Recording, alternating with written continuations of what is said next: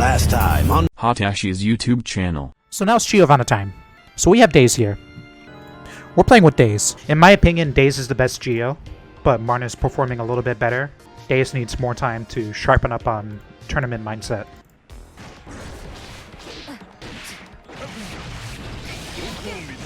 There it is.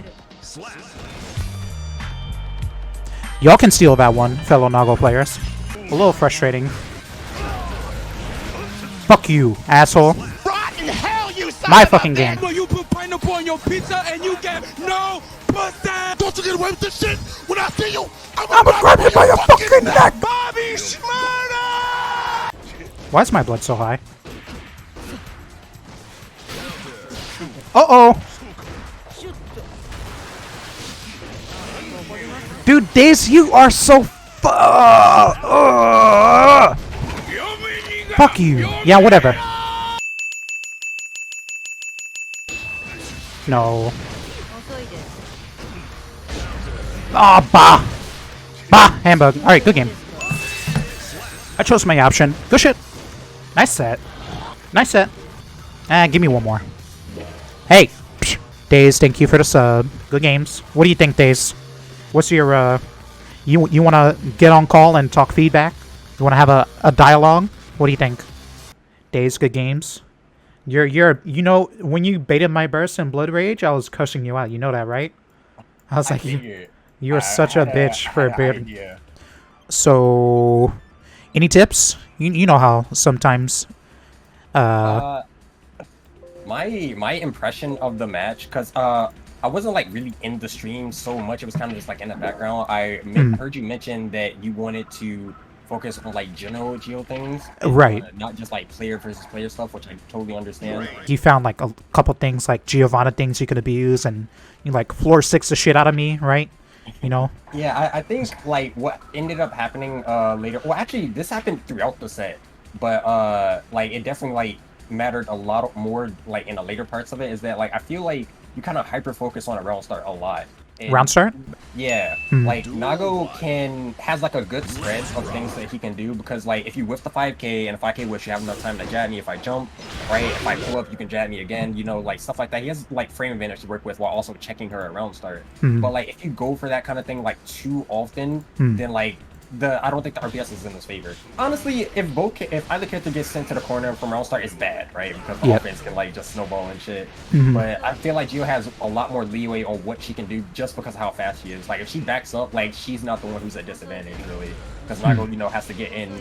He gains nothing from being from full screen with no blood, basically. Right. So like that's the weird thing. It's like I always felt like Giovanna is the one who turtles Nago, right? Yeah. In a way. Yeah, because like people have asked me about this matchup on stream before, and I normally like respond with that I feel like the neutral is in her favor, or the match generally is in her favor, because like they both control space pretty well, but the difference between the two is that Gio has a lot less commit on anything she does versus Nago, because Nago, not only like his buttons are free, obviously, and if he makes contact with it, he loses blood, which is good. Okay. But like if she sees him, like this is the biggest thing, like the dash macro is OD. If she sees him with anything, she literally can just hit the button, pull up, and then hit him and knock him down. That knockdown is really huge. Also, like, because his blood is going up from his confirms, it's just like him like trying to move forward with Fukio and things like that. Like he's kind of, I don't want to say he's like on a timer, but like it feels like he's on a timer. Yes. Because like he can't like just do it, right? He only has so many chances to approach like that. And if he's wrong, then like, yeah, it's good because his normals get bigger, but you know, he also has way less options. Right. His threat assessment like decreases in a way. Yeah, definitely. So like, just because of that layer, like, Gio feels way more free to do things in the matchup than Nago does. Right. The biggest thing. Because of that specifically. So I see it the same way as I see Chip, right? Like Chip controls like every engagement against Nago and probably some other characters too. Like he can literally choose when neutral ends, when neutral happens. And for Giovanna, it's like kind of the same against Nago, right?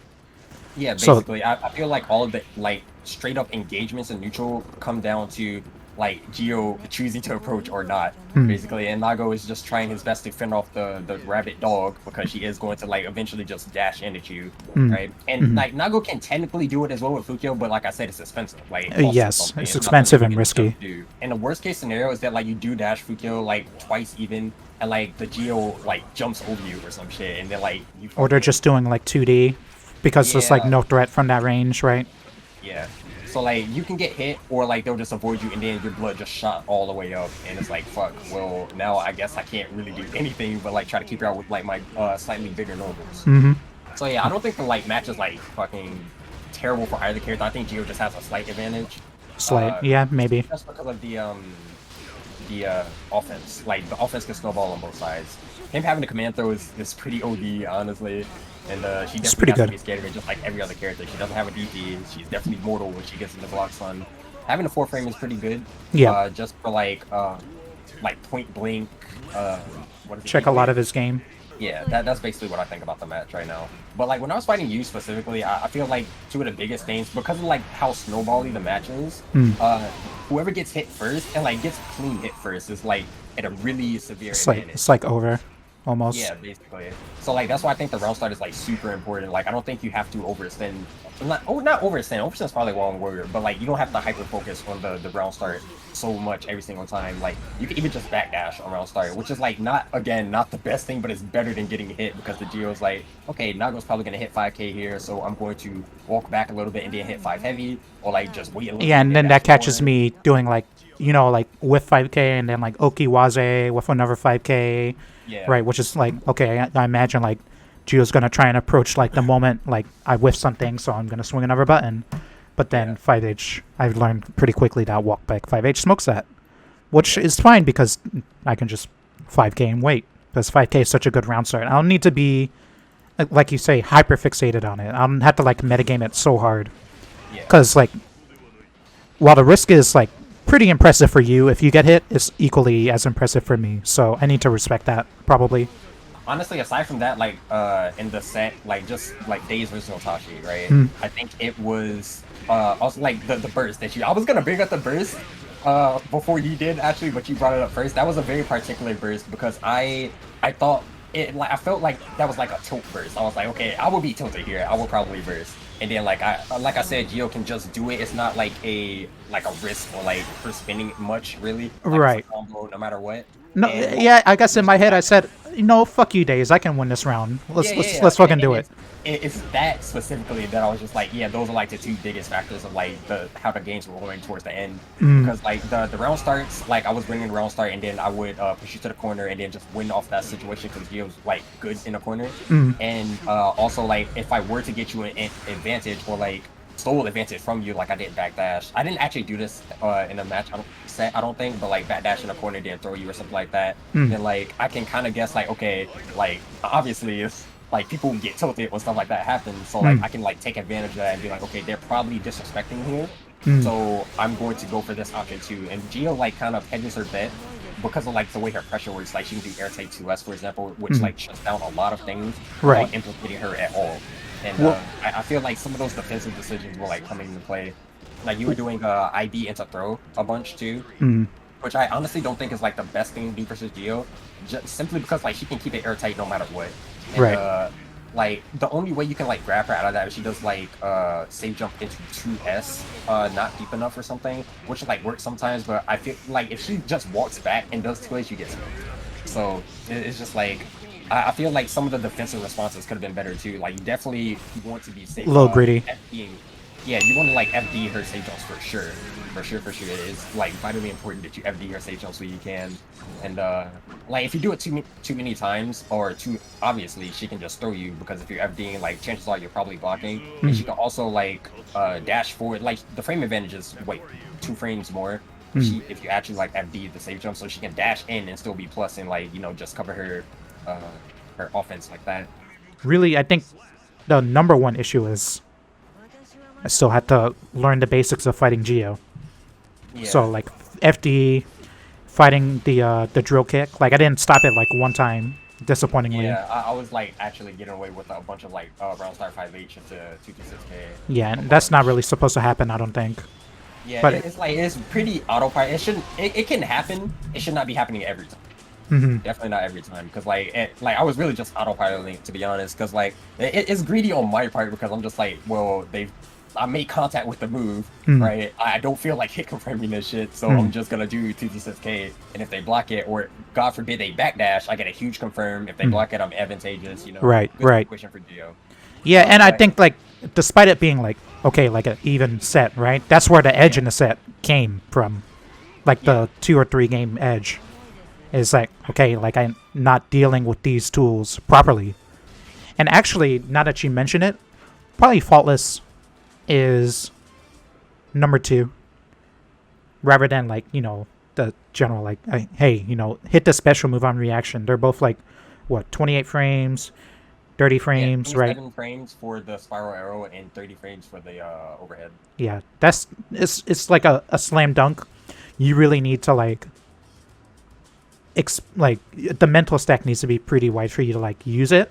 But you used it a lot, right? And I knew like you would find out. Okay, I don't know how to fight this, and even I surprised myself like because I eventually tried to start hitting it, and I don't think maybe I got it one time, but yeah. That's where like the edge comes in. Faultless is one that wasn't on my radar, and I probably need to be considering it a lot more deeply, or even like wake up IBFD. Range, which is like really important.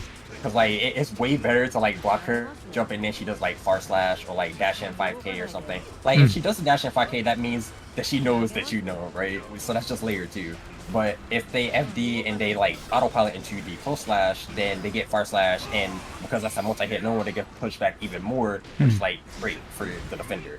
You definitely want to like try to keep her out of close slash range. Honestly, like defending her in general is like it's better to try to keep her out of close slash range if at all possible. Like when you're like thinking about FDing her and stuff. But yeah, it's definitely like really effective to do after like safe jump situations, which she goes for often because she like has so like easy access to it. Okay, so number 1, you know, deal with the special moves. Don't get scrubbed out. Okay, obvious. And then think about these corner situations where I'm getting pressured. I need to probably FD. Start trying it. Because like meter is not really important for Nago. I don't need to like keep it on deck like some other characters where it's like crucial for their like combos like Chip. So like being able to come back into a round somehow rather than like fighting my way out successfully or like back grabbing you on a good like defensive read or a backdash. Probably a lot of game there. You think I'm gonna whoop Marn's ass? It depends on if you can work on those 3 things that happen in this set, honestly, because I think that's like especially like the emotional decisions, right? Yeah, like, right. I actually did watch the set between you and him and Can opener earlier today, and I was like, I feel like a lot of the like round ending hits and situations came from like those defensive, like emotional defensive decisions. Right. I need so then you know, Marn just running you over with the offense. Yeah, I think being impatient defensively is like very punishing, I find. Yeah. It's very punishing. And honestly, like, blocking Geo is like, she has to, like, I don't want to use the word overextend, but she does have to move back in, right, after a certain amount of time. Like, your job as a defender is basically to look for her reapproach, honestly. Right. Which can be scary. Like, honestly, I don't think you should opt for the aggressive, like, I'm going to hit a button every time on it. Definitely, like, every so often. But, like, she's going to have to use Spiral Arrow, or the flip kick, or like dash back in, or something like that, or like reset her pressure somehow. You know, let me open up the MS Paint. So we have MS Paint, and we have Giovanna defense. Okay, so we have point A, where you're knocked down, and then you have one decision to make, and this is where I get stuck. This is where I give up, right? Quote unquote give up. Like you know, when we mean give up, we mean resign to my fate. Yeah, we're making a decision very quickly. And as you say, like, all right, I'm backdashing on wake up, I'm pressing a button, right? There's actually so many layers, right? After you get to point B, where it's like, okay, maybe she does 2S, maybe she dashes back in, maybe she backs off because she's afraid of a reversal. But since I give up going from point A to point B so quickly, and never see point B at all. And then point B is like much less risky to fight back, where I can mash, right?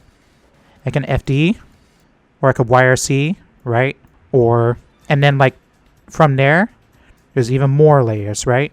And then by just like giving up, I'm leaving a little bit too much to fate, right? When it doesn't have to be like that. There's so much room defensively to think about it.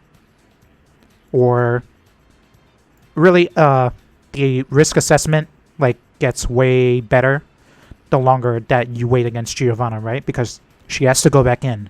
She's not gonna like high-low you, like, you know, it's like fucking Leia White thing, right? Yeah. So giving up right in between point A and point B, you know, is risky, right? That's honestly what she's looking for, to be honest with you. She wants you to brawl. When you really think about it, like the throw is really not that bad. Like I know like take the throw is a meme and shit, but really it's kind of true, especially if she cranked her wrist gauge. She is extremely good at doing that, right? So if she cranks your wrist gauge and she actually throws you like low key, that's like thank you. That's like thank you, to be honest, because that means she doesn't hit you with 2S and go to super and do 70%, and you're like, yo, where did my health go? Right? So honestly, I think on the defensive side of things, if you're like scared of like getting hit by a button, or like you don't really know what option she's going to be going for, then it's good to see like how the Geo is going to try to hit you. Are they going for the strike all the time because they have meteor and they're mad greedy and they want to explode you, or do they go for the throw because they actually see that how you're defending and they're like, okay, this person is going to respect me, so I'm going to throw you. Yeah, and like I have of course, like we're strong players, so we have insight into how this really develops. Like the layers develop, right? And if I just give up, the layers aren't going to develop. I'm not even like going to give my opponent a chance to like fail to adapt if I defend properly. But yeah, definitely GG's. Yeah. All right. Peace. Good games, everybody. Bye, Daze.